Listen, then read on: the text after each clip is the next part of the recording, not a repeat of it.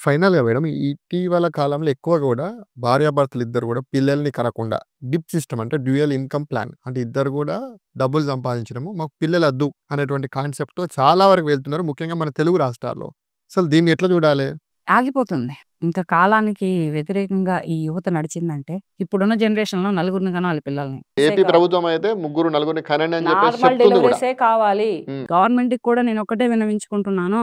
Operation డెలివరీస్‌ని ఆపేయండి. దయచేసి ఉచిత విద్య, ఉచిత వైద్యం పెట్టండి.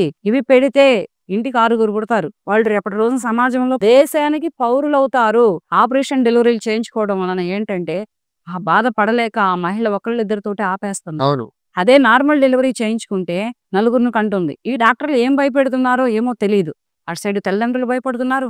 అటు సైడ్ గర్భిణీతో ఉన్న మహిళ భయపడుతుంది. అవును. తన ఆరోగ్యాన్ని తానే 50 ఏళ్లకే పాడెక్కించుకుంటుంది. అవును. ఇప్పుడున్న జనరేషన్ బట్టి ఇప్పుడు వరకు చేసుకున్న ఆపరేషన్ డెలివరీలు అన్నీ అండి 50 ఏళ్ళు వచ్చేటప్పటికి ప్రతి మహిళ సూసైడ్ చేసుకుంటారు. అంటే హాస్పిటల్స్ కూడా నార్మల్ డెలివరీస్ అయ్యేటువంటి అవకాశం ఉన్నా గానీ, డబ్బుల కోసం కొంత సర్జరీస్ చేస్తున్నటువంటి పరిస్థితి అయితే ఉంది. దీన్ని ఎట్లా అరికట్టాలి? ఇవన్నీ కూడా రీజన్సేనా?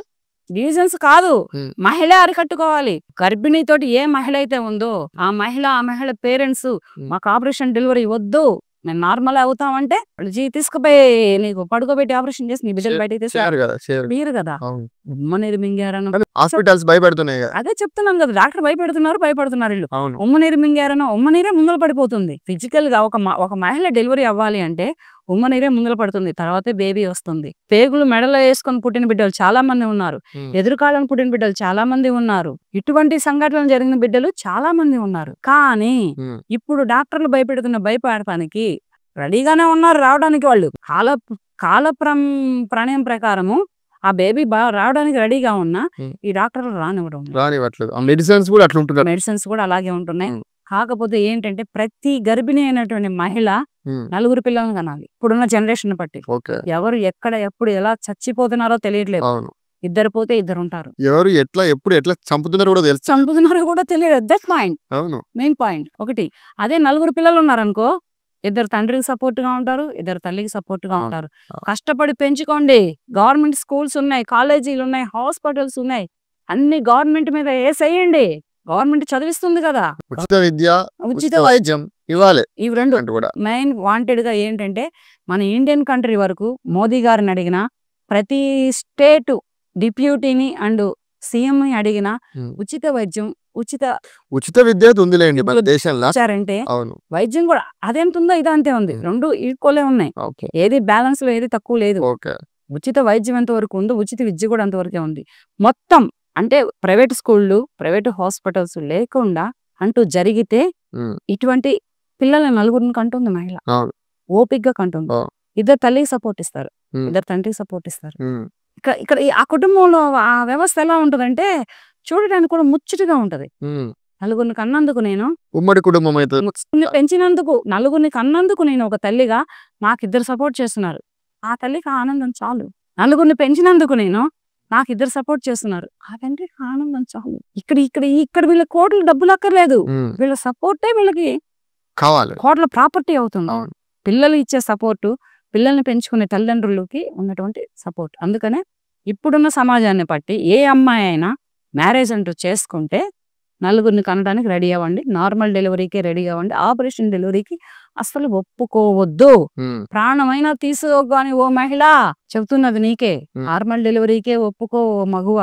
ఆపరేషన్ డెలివరీకి అయ్యావంటే 40-45 ఏళ్ళు వచ్చేటప్పటికి నువ్వు సూసైడ్ చేసేసుకుంటావు. ఎందుకంటే కింద నుంచి ఇవి పనిచేయవు, పెయిన్స్ వస్తాయి, అవి తగ్గవు. వాటికి మెడిసిన్స్ లేదు. తాత్కాలిక మెడిసిన్స్ ఉన్నా రియల్ మెడిసిన్ లేదు, వర్జినిటీ ఉండదు వాటిలలో. అటువంటిప్పుడు ఈ మహిళ ఏం చేస్తుందంటే చావే శరణ్యంగా తీసుకొని 45 ఏళ్ళు 50 ఏళ్లకే తన జీవితాన్ని ముగించుకుంటుంది. అటువంటి స్థాయి రాకుండా ఉండాలి అంటే ఇప్పుడు ఉన్నటువంటి మన భారతదేశంలో ప్రతి మహిళకి చెప్పేది ఏంటంటే, నేను పెళ్లి చేసుకున్నావా, నార్మల్ డెలివరీకి ఒప్పుకున్నావా, 4 పిల్లలను కంటానికే ఒప్పుకో. ఒకళ్ళకి ఒప్పుకోవద్దు, ఒకళ్ళు ఇద్దరు అని అస్సలు అనుకోవద్దు. పిల్లలే కానీ పరిస్థితి ఉన్నది. ఇప్పుడు కావాలి, ఇప్పుడు రావాలి అటువంటి రాజ్యాంగం, ఇప్పుడు కావాలి అటువంటి చట్టాంగం. ఎందుకని అంటున్నానంటే, నేను రేపటి రోజు వీళ్ళని చూసే దిక్కు ఉండదు. ఇప్పుడు పిల్లలు వద్దనుకొని వీళ్ళిద్దరూ లైఫ్ లీడ్ చేస్తున్నారు కదా. రేపటి రోజున వీళ్ళకి హెల్త్ డిసీజెస్ వస్తాయి. ఉమ్, వీళ్ళకి ఏదైనా కాలు చెయ్యి బాగాలేకపోతే, అవును. ఒంట్లో బాగాలేకపోతే వీళ్ళని ఏ సమాజాలు వచ్చి చూస్తాయి, ఏ సంస్థలు వచ్చి చూస్తాయి, ఏ ఆర్గానిజమ్స్ వచ్చి చూస్తాయి. ఇక్కడ వీళ్ళు సంపాదించుకున్నంటే వీళ్ళ కడుపున పుట్టిన పిల్లలు తినడానికి లేదు, లేదు వీళ్ళు కన్నా తల్లిదండ్రులు తినడానికి లేదు. ఎవడో కొట్టాలి నడి పెడతాడు, వస్తాడు ఎవడో వచ్చి వాడు వేసుకొని పోయి నీ ముఖాన ఒక ముద్దేసి నీ ముఖాన ఒక మెడిసిన్ వేస్తాడు. అంతే. అది ప్రేమ ఉందా?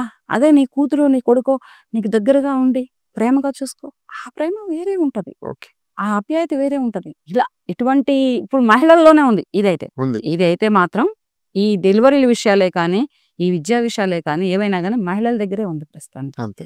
మహిళ మారితే ప్రపంచం మారుతుంది. నిజంగా మహిళ మారితే రేపు భవిష్యత్తు కూడా నిలబెడుతుంది. మహిళే వెన్నెముక. అవును. మగాడికి పునాది రాయి అయినా, మగాడికి ఎన్నెముక అయినా, ఏదైనా కానీ ఇప్పుడున్న జనరేషన్ కాదు, పాత జనరేషన్ కాదు, ఏ జనరేషన్ అయినా కానీ మహిళే ఏదైనా కానీ, మహిళే మగాడికి మనోధైర్యం. ఆ మహిళే లేనప్పుడు ఈ మగాడు ఏమైపోతాడంటే శూన్యం అయిపోతాడు. Okay madam, thank you. చాలా సేపు చాలా విషయాలు మాతో మా ప్రేక్షకులతో మీరు షేర్ చేసుకున్నందుకు మీకు ప్రత్యేకించి మా వి న్యూస్ తరఫున ప్రత్యేకించి మా ధన్యవాదాలు.